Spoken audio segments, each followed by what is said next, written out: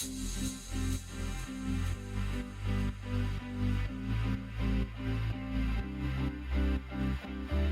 queer friends, are you ready to be inspired? Welcome to Season 5 of Coming Out and Beyond, a podcast that shares stories from the LGBTQIA+ community. Here's your host, Anne-Marie Zanzal. Hi, this is Anne-Marie Zanzal, and welcome back to another episode of Coming Out and Beyond, LGBTQIA+ stories and support. I'm very excited to welcome to our show today, Lisa N. Alexander. Lisa is the owner of the award-winning creative agency, Pretty Work Creative, where she serves as the company's CEO and creative director. She, along with her team, help their clients tell amazing stories through video and strategic marketing, communications, and PR. She has directed and produced 3 documentaries for nonprofit agencies and has written her first feature film titled My Father, the Queen. The film is in pre-production and will be released in 2024. Lisa, welcome to the show. Thank you so much for having me. I appreciate being here. I'm really excited to talk to you today because I found Lisa on a podcasting network page that we both belong to, and I was advertising for my other podcast, Queer Business Success, and Lisa said, well, I have a story about my dad that has gone into production. You're in, with a film about your dad who lived a very closeted life. And I said, oh, I have to have you on my show. So I guess my first question would be, since we are sharing your dad's story, and this isn't really your story, but it affected you greatly as a child. It did, and as a young woman. So okay. Tell us about your dad. Tell us the story of your dad, and what is his name too, please? I will withhold his name. Okay. We'll call him Frank. Okay, that sounds good. Let's call him Frank. Yep. We'll call Frank.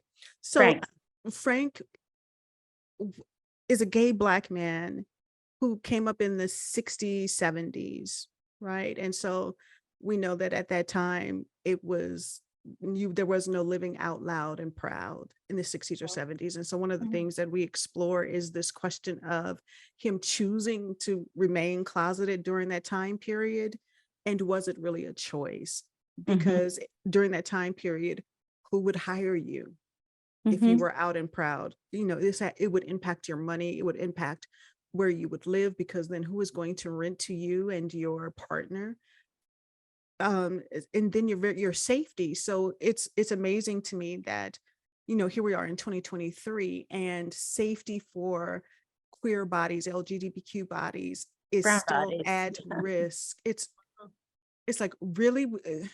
Okay. So we talk about him. He really didn't have a choice to remain closeted. So, come to the 90s, 2000s. And so where you could have a little bit more freedoms and, we have the right to marry, queer people have the right to marry. And he still chose to remain real closeted, real quiet about that. Now he would drop hints, but he never came out, or he never lived that life in front of us. Now, my dad he wasn't the best parent, and he will tell you that he was not the best parent. And it took me becoming an adult to understand his trauma and his pain and how that impacted my trauma. If he didn't have the bandwidth to be the parent that I needed. I get that. Still doesn't negate the hurt that was caused and the trauma that I experienced, but I understand his. Well, I hear a daughter being very compassionate to their parent, who is, every single parent is a human being, and every single parent does wonderful things and also does really shitty things. That part, yes. And some people have a preponderance of more than one than the other, but when you get to a part in your life where you have, I have such, the anger that I felt from my parents when I was a younger woman, probably until my 40s, is gone. I have none. It's just a lot of compassion. I also realized too, my parents were dealing with the same systems of oppression, such as patriarchy, misogyny, low income. So they were dealing with all the same systems of oppression. Some of them I didn't have to deal with because I had education and I had money.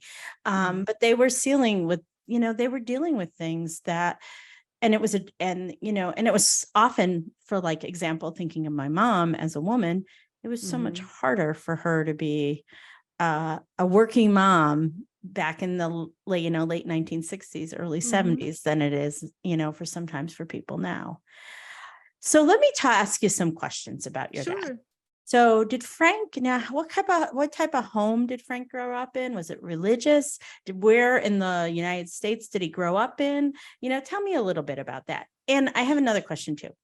When you call somebody a queen in the queer community, it's someone who's often flamboyantly gay. Was your dad like that? He had traits. Okay. He had traits. So, okay, so I'll answer your first question. So, okay, sure. His family, or my family, grandmother, grandfather, we come from the South, and then made that migration west. So we grew up in the Los Angeles area.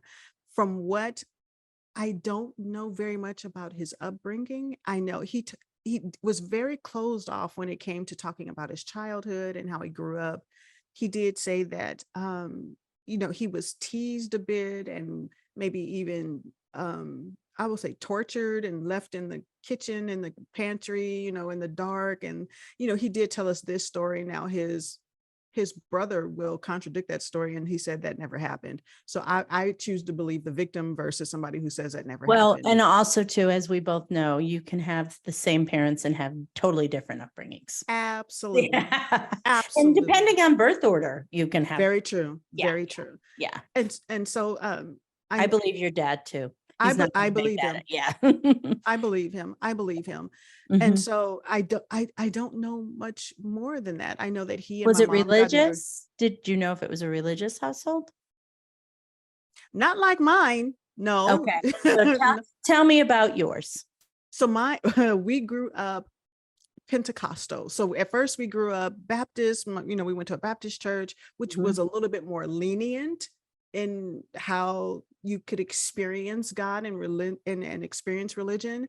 And then we went to a Pentecostal church, which had a much stricter, more legalistic kind of view of how you could approach God and what you could do. And that's where we learned about, modesty, and that this red lipstick would have certainly sent me to hell, along with the pants that I'm currently wearing, those kinds of things. And so it was very, very strict and very legalistic in its view and its approach to God. And that's how I grew up. I spent my teenage years.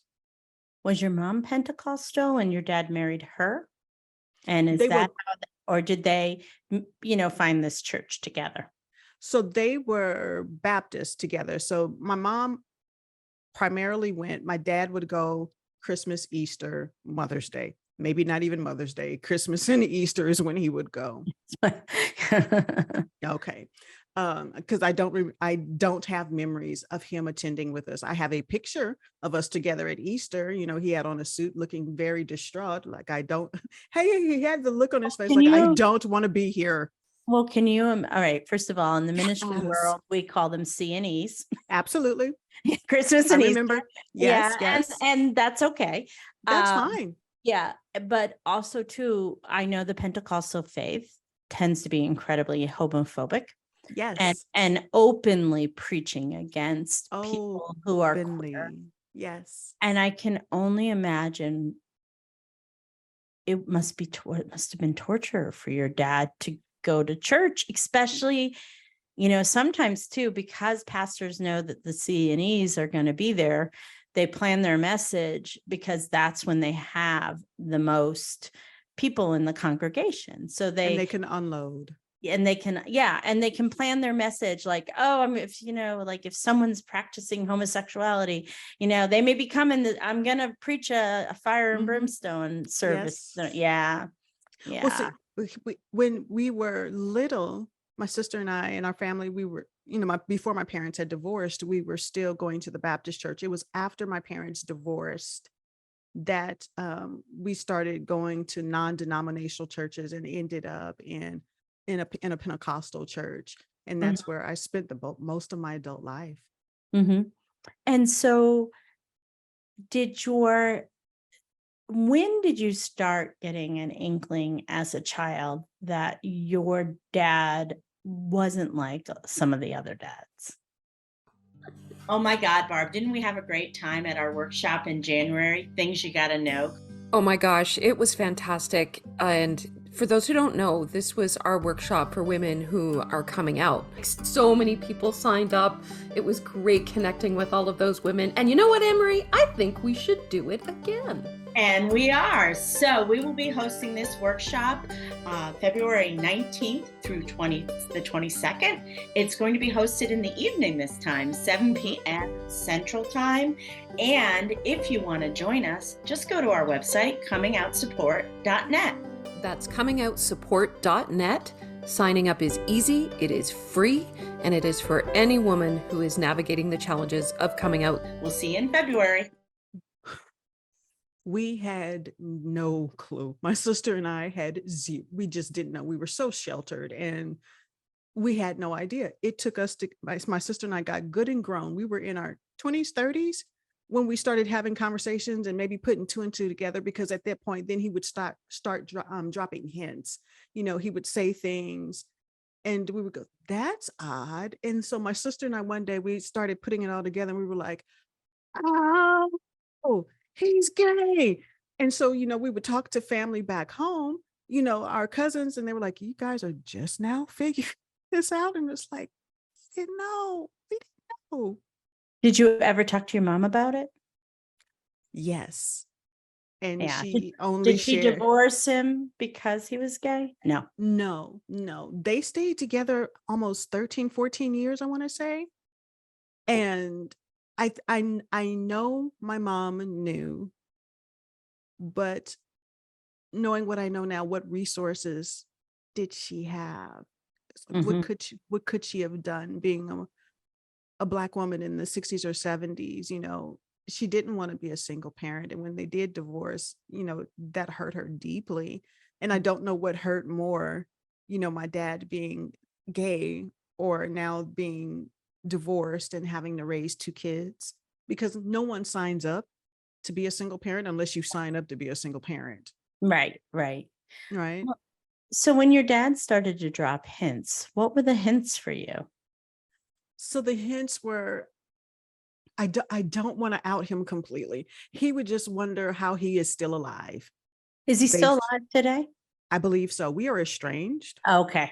So he would drop hints that he wondered how he was still alive. And I'm going to guess that's based on certain behaviors that he had. So it's like, okay. It's like, wow, okay. But that doesn't point to the fact somebody's gay. You know what I'm saying? I mean, I know where you're going with it. Yes. Like you're thinking of somebody who may have HIV or may have protected, unsafe. But like in itself, that is not anything. People say that all the time, right? Well, the hints he dropped were they were damning. I'll say that they were very damning, and it's you just kind of like tilt your head and go, well, that was odd, and it came out of nowhere, and it's like, okay. And so I think my sister and I were together when he said it, and so that's when we had the conversation and we started put two and two together, and it's like, oh, okay. Then it all made sense, and we treated him no differently. Still loved him. He was dad. It's okay. Live your best life, but he never lived his lifestyle in front of us, never fully admitted the lifestyle. And it was just something you didn't talk about. And I think it has everything to do with the generation he was in, and maybe shame and still trauma that he experienced. And I so wish that he felt free enough or was healed enough to live authentically and to be truly happy, and to not have to hide and live in shame. And then I think that his relationships could have been better. We could have had better relationships and it wouldn't have been so tumultuous is the word I'll use. And so painful. It was a painful relationship. Now, we'll say, in the film, I wanted to make sure that I painted his character, because even though it's loosely based on my life, the film is My Father the Queen, even though it's loosely based on my life, these characters really did, once I started writing, they had their own story to tell, and I let them tell their story. But I wanted to make sure that I didn't vilify him, because we are not all good, we are not all bad. And so you see some of his humanness and some of his grace and some of the good things that he did. It's like I wanted to make sure that you saw that as well. So you just couldn't label him as, oh, he was just a bad father and he was just an awful person, because he's not. He wasn't, No. And so I wanted to make that very clear. I can't take away the good things that he's done. He's done some amazing things, and what kind of person would I be to take that away from him, the good that he's done? So let me ask you a couple of questions. Did he remarry? Never. Okay. Never And remarried. have you been estranged for a long time? 4 years? I think 4 years now. Was there a reason, or did it just happen? Oh, things went really, really, really, really bad. And so I am an advocate of healing and doing your work. And so, I have my own story of a healing journey that I had to take and, work through. And this healing it happens in layers. You heal in one place and you find out and go, oh, okay, there's something else. And so I believe in healing and doing the work, and therapists. I'm a firm believer, thank God for therapists. I think they're some of the most greatest people that God ever created were therapists. Go therapy. But I believe everybody has to choose to do that work. And so when you choose trauma, when you choose dysfunction, when you choose hatred, when you choose all the things that I don't want that in my life. I like peace. I'm a proponent of peace and I'm a proponent of healing. Then we had to part ways. Because he was not interested in doing that. Not interested in doing the work, not ready to heal. And I will say that his grief is real. The pain that he feels is real. How he expresses it and how he chooses to handle that, I couldn't walk with him through that. So my sister, she passed away very suddenly, very unexpectedly. And to be a parent to lose, so I don't know that, I don't have that experience. So now we have a man who was closeted, never married, never remarried, and he lost his youngest daughter. So would you be okay with getting my perspective right now? Sure. Okay. Your dad may have a life with a partner that you know nothing about, because he has been closeted for a long time and probably is very, very, probably just is really anxious about talking about that part of his life with you and probably your sister as well. Also too, when you're queer, having someone call my life a lifestyle it wasn't your dad's lifestyle. It was your dad. Who he was. It was who his he is. life. Yeah. His life. And since you've done the hard work, I ventured to say that, because when you say a lifestyle to someone who's queer, it's a way for people to minimize our lives. And I know you're not doing that. I really know that, Lisa. I know you're coming from a good place. But sometimes people in the church who've been churched will say the word lifestyle. Yes. And lifestyle is like being a vegan or living on a golf course or, any of those things is a lifestyle. Right. But being queer is who you are. Is living my life.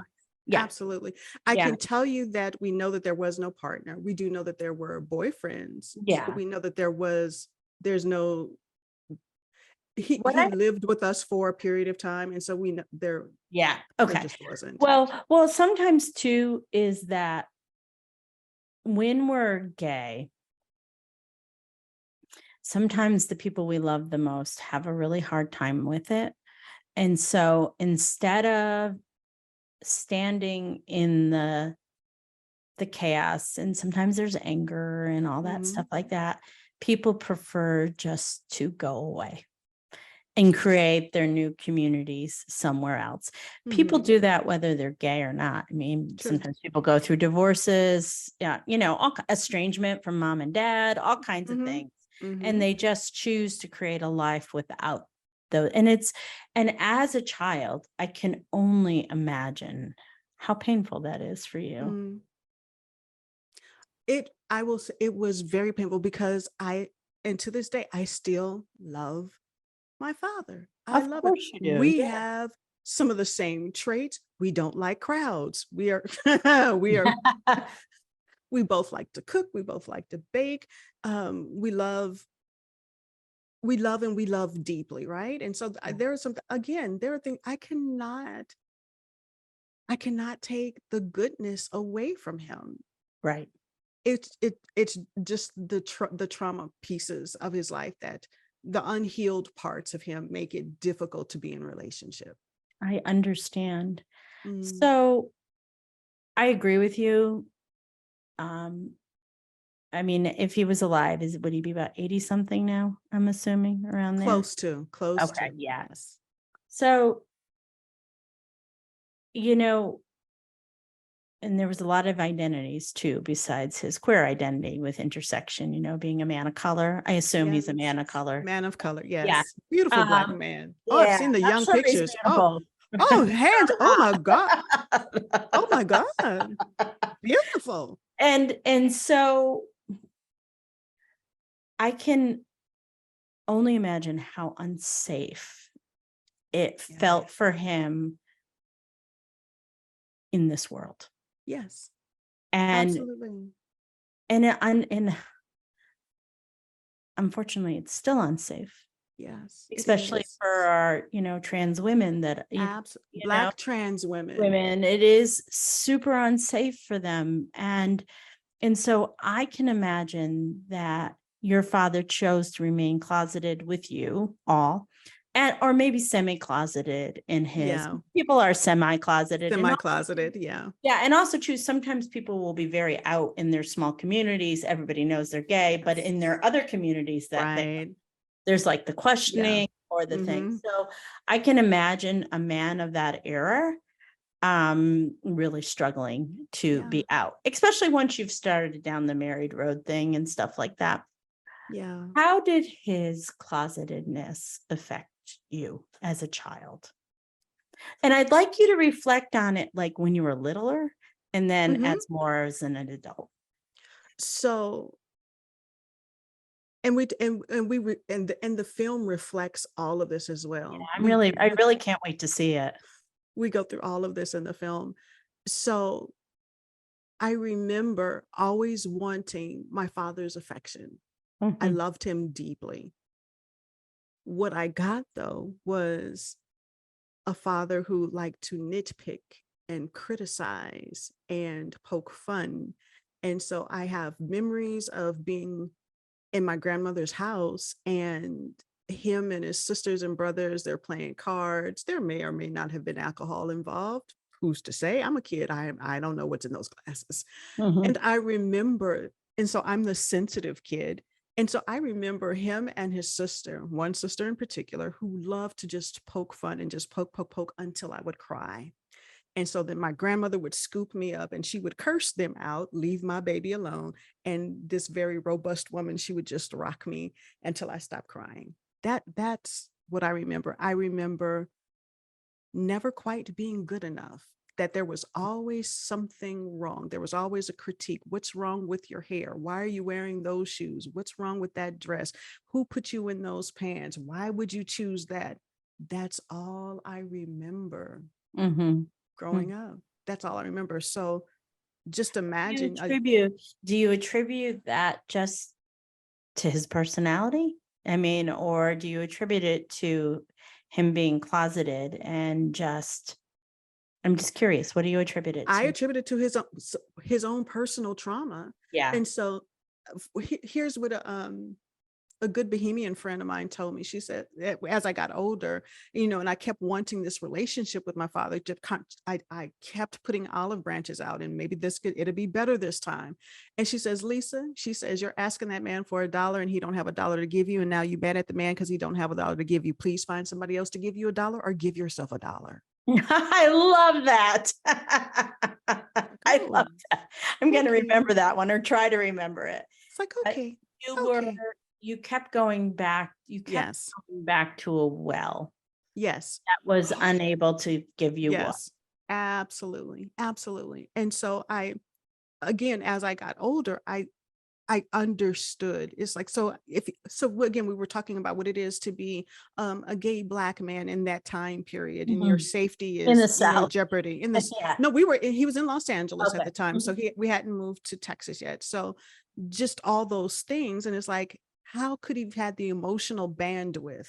Right. If he couldn't live authentically as himself, if he couldn't be who he was, then now I've got these 2 kids I've created. How can I parent them the way they needed to be parented? So I think all the nitpicking and all of that, I do think it is just a reflection of his own personal trauma. He was not able, he just did not have the bandwidth to give us what we needed. What you needed. Yeah.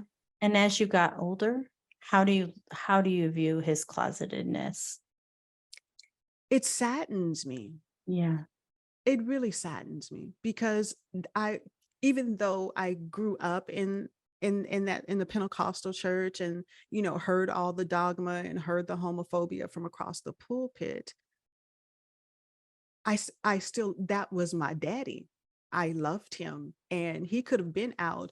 He could have had a boyfriend, had a husband named Pierre, and had a cat named Fluffy. It would not have bothered me in the least bit if that meant that I could have this healed relationship with my father. If he felt free enough and, was no longer ashamed, or, just healed enough to have healthy relationships. Do you know if he has healthy relationships with other people at all, or you don't know? No, I can tell you that he does not have. No. Their dysfunction likes dysfunction, and so that old saying that misery, loves company. Yeah. Well, I love the saying, it's dysfunctional, but it's my dysfunction, and I'm comfortable. And I'm comfortable in it. And yeah. So you attach people, or you surround yourself with people who like that kind of dysfunction. So. So what do you think the biggest lesson from all of this is? Like, when you have anger, do you have anger at like society, at the world? Because when people cannot live their authentic selves, when they have to put themselves into some sort of box to conform to the needs of society, it does create angry people. And it does create people that are restless or have an itchiness about them. I talk about in my own coming out journey, that like, I just felt I had this missing piece and I didn't know what it was. And I just was never like happy in my marriage. I was always a really attentive mom and stuff like that, because I have children. But I also wasn't somebody, unlike your dad, who probably knew he was gay the entire time. I was somebody that thought I might be gay and put it away. I put my gay away, which is different. I don't know if men, and also too, later in life men and later in life women are often very different. Later in life men who came out later in life often have relationships with men throughout their marriage and stuff. Men are very different than women. Men are much more sexual than women are in a way. While women that come out later in life, either one, didn't realize they were gay. 2, they're like me. They sort of knew, but, put it away and said, I'm going to be a good Catholic girl and get married and have my babies and do all those things. Yes. Or 3, they fall in love with a friend or a woman. And those are usually, or they have a catalyst moment, like they get really sick, They get a divorce, something like a catalyst happens for them to make them. COVID has been a catalyst moment for a lot of people, I because can see that. yeah, because they've had time to think and stuff like that. And so, but with men, men often are in relationship with other men before they come out, or they'd go out for just a quickie or something like that. It's a lot different than when women come out later in life, but I do know that being closeted takes a toll on everybody. It does. And what I love about your message, Lisa, is that it took a toll on you. Yes. Absolutely. And what I find is parents who come out later in life are often so terrified, first about divorce, because if I get divorced, this will affect my children horribly. Right. Or I find that when parents come out later in life after marriage and children, if the kids are under 9 or younger, doesn't matter. Because it becomes the kids normal, like so quickly. Like they're like, oh, okay, this is my mom or this is my dad. Older kids sometimes have a harder problems with it. Yeah, they have a harder problems. But what I hear in your message is that if you were to talk to a queer dad right now, who is really struggling and not sure if he should come out or not, what would you tell them? I can hear you. I said, come out. Yeah. Come out. I can tell you that I felt robbed of a relationship, of having a healthy relationship with my father. So, years ago, Father's Day was really hard. And then on Facebook, where you see especially now, these Gen Z dads and some of these millennial dads are killing the game. These hashtag daddy's girl dad. And, you see doing their hair. And oh my God. And it's like, part of me is like, this should have been me, and so part of that is like, you have to heal those pieces. So I feel that I was robbed of having a healthy relationship with my father because the church said, you're an abomination. And that was just it. You were an abomination. It's, the American Psychological Department said that the association said something is wrong with you mentally. Yeah, so 1974. So way before your dad was even, in the DSM, homosexuality was a mental disorder until 1974. So your dad, thought he probably most likely thought he had something was terribly wrong with him. Absolutely. So just having that reinforced and having, choosing, well, not choice, staying closeted during that time. And then I guess that would definitely form a bitterness in your heart. It's like, if I can't be me. And so that bitterness turns into all kinds of things, and hurt and pain. And the saying that hurt people is so very true. I was robbed. I was robbed. I've made peace with it, but I was robbed. I would like to let society know. And there are more women like me who've missed their dads, missed having relationships with mothers and fathers. We were robbed because of the rhetoric preached. And then these people they don't know what to do. And so they remain closeted, and then they can't have healthy relationships. We were robbed. Because this is the thing, is like when people hide a part of them, when they downplay or hide a part of themselves, it's just not that part. And so what ends up happening is that it ends up affecting other areas of your life. Yes. And when you are working, and especially like if you're an effeminate man, who people know, Like they look at you like, oh yeah, you're gay. Yeah, right, right. And there's lesbians that have glass closets, like you look at a woman that's very masculine presenting, Yes. Yeah. Yeah. And what ends up happening is that, somebody who is, and you're trying so hard to hide that piece of you. Yes. You end up hiding other really good parts of you too. Yeah. Yeah. Yeah. Absolutely. So I asked, my last three questions were about, I always ask what's your coming out song, but you haven't had a coming out song. I don't have a coming out song. But but maybe we should get you one. Because you are right now coming out as a queer spawn. I am a queer spawn.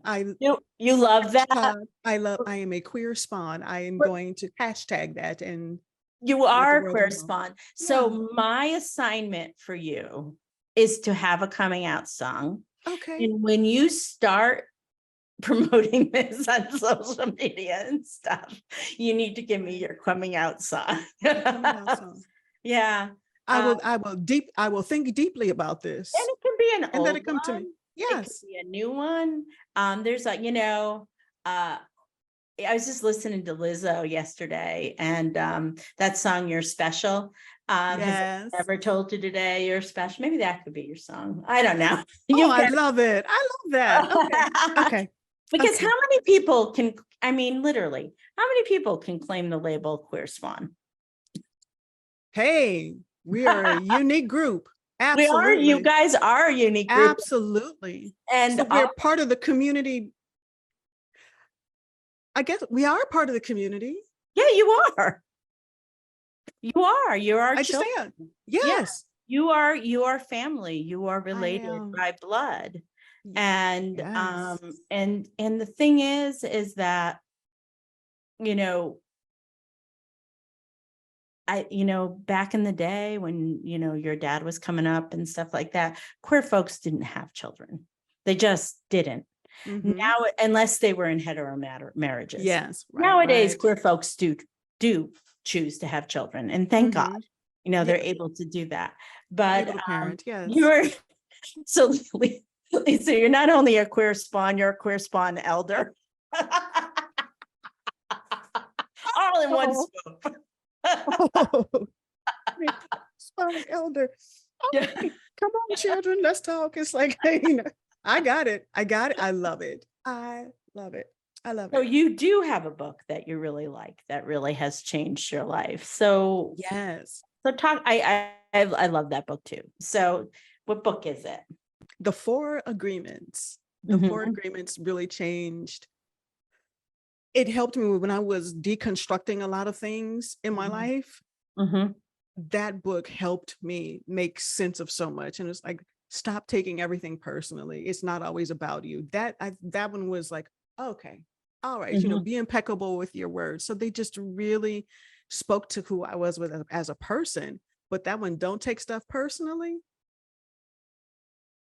because I would internalize everything. So when you're not sure, so if you've grown up and you're not sure and your self-esteem is low, and you're always questioning yourself, and it's like questioning other people's intent, or putting your own beliefs, projecting your own beliefs onto other people, that I'm not good enough. So I'm thinking that they're thinking that I'm not good enough. And it's like, so those 4 agreements helped me begin to stop that whole process.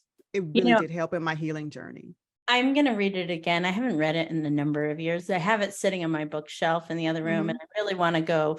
I really want to look at it because I'm a minister. A lot of people ask me to help with deconstruction of faith. And I would love to read that as a way to think about deconstructing faith.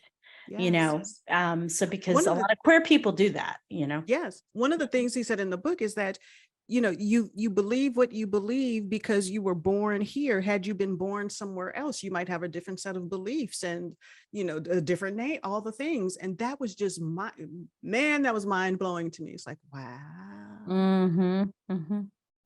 How would you describe your life today? Peaceful. Yeah. Lots of joy. We are a small group. It's my husband, my son, and the two dogs. I've got great friends. It's peaceful, and I'm surrounded by people who love me, and we all have mutual respect for each other, similar values, and it's peaceful. And I fought hard for this peace. Mm-hmm. Mm-hmm. I fought I hard. understand. I have fought very hard for the peace that I have right now. It's been a lot of but I understand. So Lisa, I really am excited for your film. I'm really right now, and Coming Out and Beyond are taping ahead right now. So we will put this episode in 2024 when your film is released. Awesome. And so we'll make sure it's congruent or buy it or something like that. But I want to thank you today for sharing your heartfelt story of your dad, and also telling other queer kids and queer parents that the best thing everybody can do is to come out and also accept your parents for who they are. Absolutely. Absolutely. Well, thank you so much. Thank you. I appreciate the time. You've been listening to Coming Out and Beyond, LGBTQIA plus stories with Anne-Marie Zanzal. New episodes of the Coming Out and Beyond podcast drop every other Friday. You can tune in at Apple Podcasts, Spotify, Google Podcasts, and at annemariezanzal.com. Be sure to hit subscribe when tuning in so you never miss an episode. And for more resources, articles, videos, and a free downloadable guide for coming out later in life, visit annemariezanzal.com.